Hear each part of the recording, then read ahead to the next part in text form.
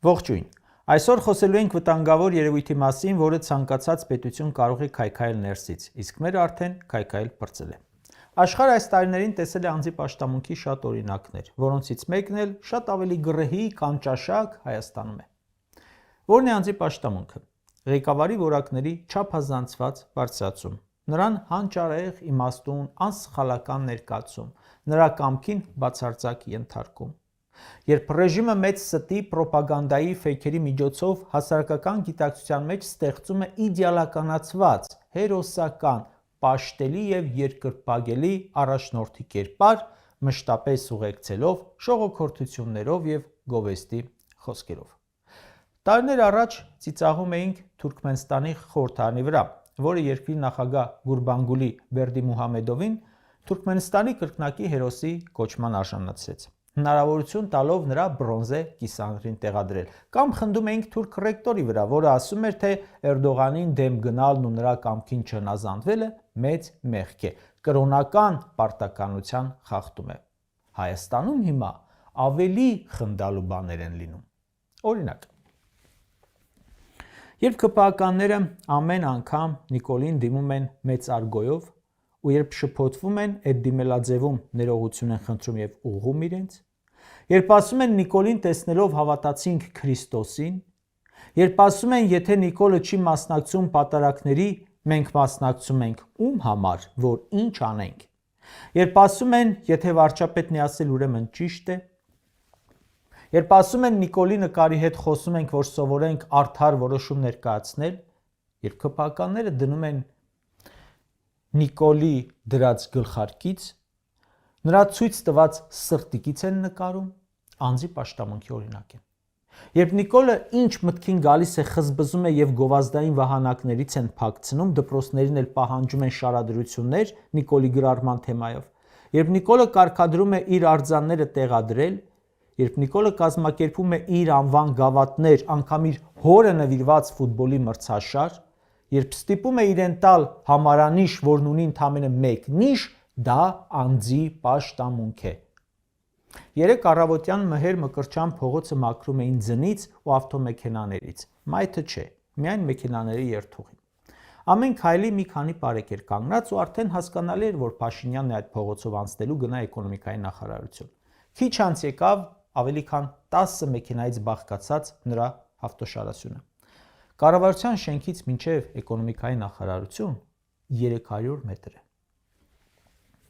10 րոպե ոտքի ճանապարհ։ Նիկոլն առաջ այդ ճանապարհը կանցներ հեծանվով կամ ոտքով, իսկ հիմա 10-ից ավելի ավտոմեքենայով։ Ու այդքանից առանձնանում էր միայն պլպլուն համարանիշը, դրոշ էր ու 1 թիվը։ Նիկոլը հենց եկավ իշխանության, հեռացրեց Սերժ Սարգսյանին սպասարկող ավտոմեքենայի համարները ու Սփյուռքում հայտարարեց. այդ ճաճանչափայլ համարները դեն եմ շպրտել, արգելել եմ օգտագործել, որովհետև պետք է վարչապետը հասարակ ժողովրդից չտարբերվի։ Գլուխ գովեց, որ իր շարասյունը կանգնել է կարմիր լույսի տակ։ Իհարկե դրանից հետո լիքը բան փոխվեց։ Վերականգնվեց Սերժ Սարգսյանին սպասարկող պետհամարանիշը։ Երկու ուղեկցող ավտոմեքենան դարձավ 10 և ավելի։ Կարմիր լույսի տակ էլ ոչ միայն չկանգնեց, այլ այնպես էր քշում, որ զոհեր եղան։ Իսկ հիմա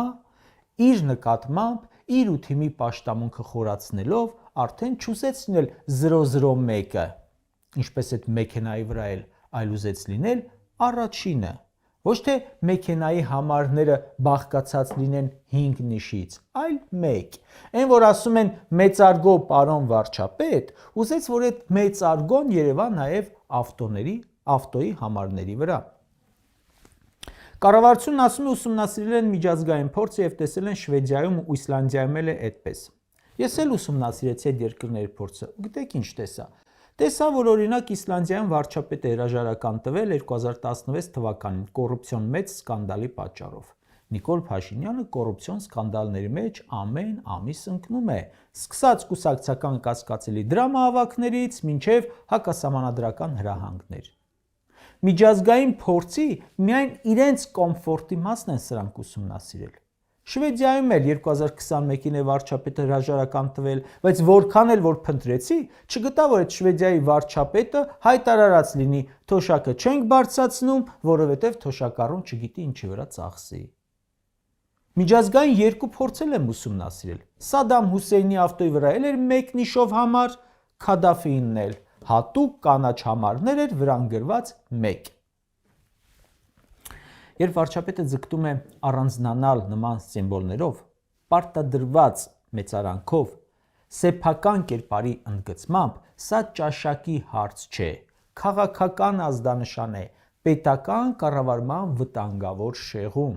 Ավտոմեքենայի վրա 1 նշումը, սեփական նկարի կախումը պետական կամ կիսապետական տարածքներում, մեծարգո դիմելաձևի պարտադրումը մեկ ընդհանուր նպատակի մասեր են՝ ցույց տալ, որ իշխանության կենտրոնը ոչ թե ինստիտուտն է, այլ անձը։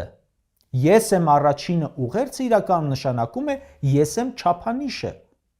Այս վարքագիծը բնորոշ է այն առաջնորդներին, որոնք իշխանություն ընկալում են ոչ թե որպես ժողովրդի տված ժամանակավոր մանդատ, այլ սեփական գերազանցության հաստատում։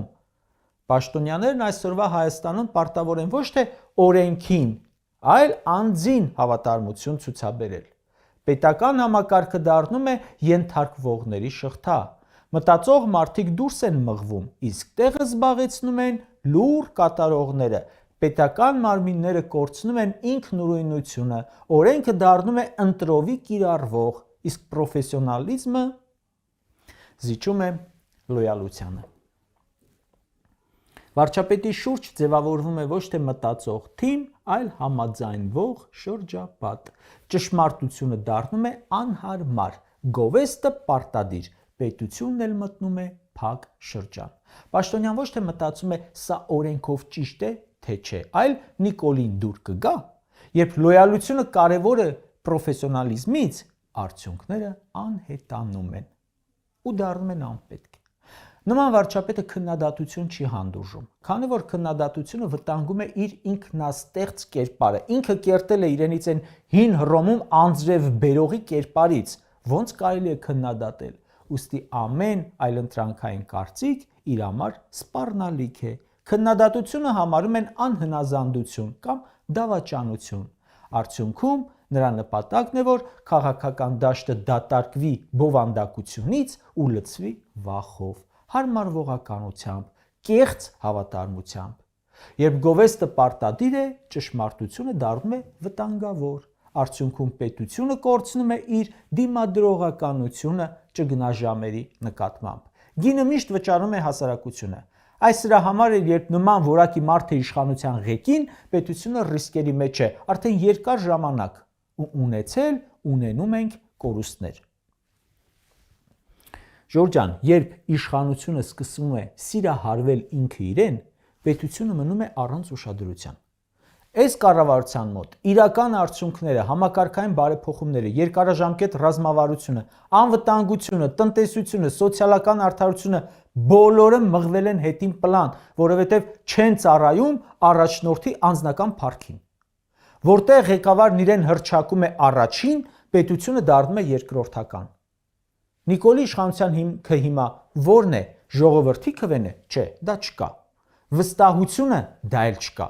Ցուցանիշները դարձյալ չկան, տակը չկա ոչինչ, ուրեմն չկա լեգիտիմություն։ Բայց պետությունը ես եմ մտածողությունը եւ կառավարությունը ես եմ արտահայտությունը, այստեղից է գալիս։ Հիմա վարչապետի աթոռը Նիկոլի համար ինքնահաստատման գործիք է։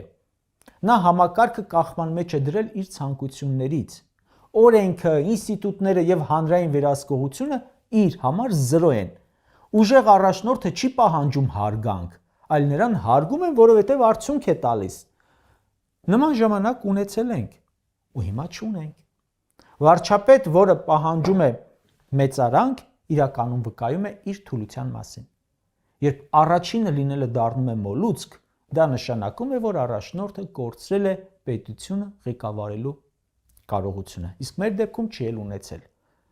Առաջին համարը լինելը չի նշանակում լավը լինել, առաջինը նաև հերթում կանգնողը,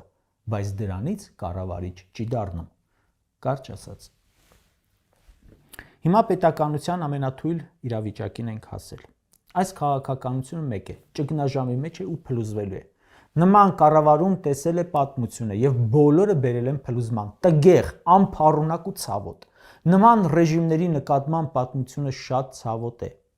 Երբ ճգնաժամ է գալիս, սիմվոլները չեն աշխատում, նկարները չեն պաշտպանում, իսկ մեծարգո կոչումները չեն կառավարում, նման ձև դիմողներն էլ դավաճանում են։ Այստեղ կարևոր է, որ երկիրն ու ժողովուրդը հնարավորինս քիչ կորուստներով դուրս գան։ Դա էլ պետք է գիտակցի եւ հուսով եմ կգիտակցի վաղը ընտրություն կատարողը։